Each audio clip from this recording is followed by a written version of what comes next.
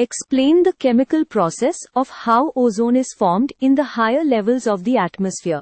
Let's use a simple diagram to make the relationship easier to see. अब इस diagram से steps quickly clear हो जाएंगे। चलो बिग पिक्चर से स्टार्ट करते हैं।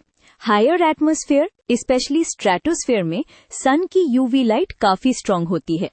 ओजोन बनने का मेन रीजन यही यूवी एनर्जी है जो नॉर्मल ऑक्सीजन को तोड़कर रिएक्टिव ऑक्सीजन एटम्स बनाती है। पहला स्टेप ये है कि यूवी लाइट ऑक्सीजन मॉलिक्यूल को स्प्लिट कर देती है।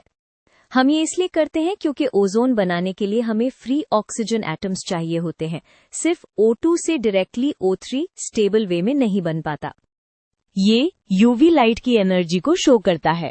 अब जब ऑक्सीजन एटम्स मिल गए, नेक्स्ट स्टेप में एक ऑक्सीजन एटम एक ऑक्सीजन मॉलिक्यूल के साथ कोलाइड करता है। लेकिन यहाँ एक इम्पॉर्टेंट कैच है। एक्स्ट्रा एनर्जी को किसी को कैरी अवे करना होता है, वरना नया ओजोन मॉलिक्यूल तुरंत वापस ब्रेक हो सकता है।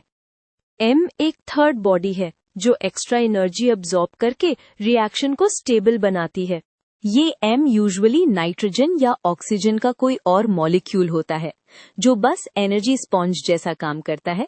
रिएक्शन में M कंज्यूम नहीं होता, इसलिए दोनों साइड सेम M दिखता है। ये पॉइंट स्टूडेंट्स ऑफन मिस कर देते हैं कि M का रोल केमिस्ट्री से ज्यादा एनर्जी बैलेंस का होता है। अब ओजोन बन गया, लेकिन प्रोसेस यहीं स्टॉप नहीं होता।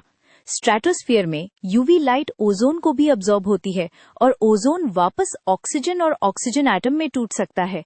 ये टूटना एक्चुअली प्रोटेक्शन का पार्ट है, क्योंकि यूवी एनर्जी ओजोन अब्सॉर्ब कर लेता है। यही ओजोन है जो यूवी अब्सॉर्ब करके ब्रेकडाउन भी करता है। सो ओवरऑल आप इसको एक डायनामिक साइकिल की तरह देखो।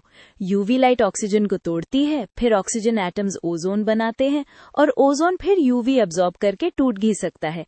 इसी बैलेंस की वजह से हायर एटमॉस्फेयर में ओजोन लेयर मेंटेन रहती है और हार्मफुल यूवी रेज काफी हद तक फिल्टर हो जाती हैं।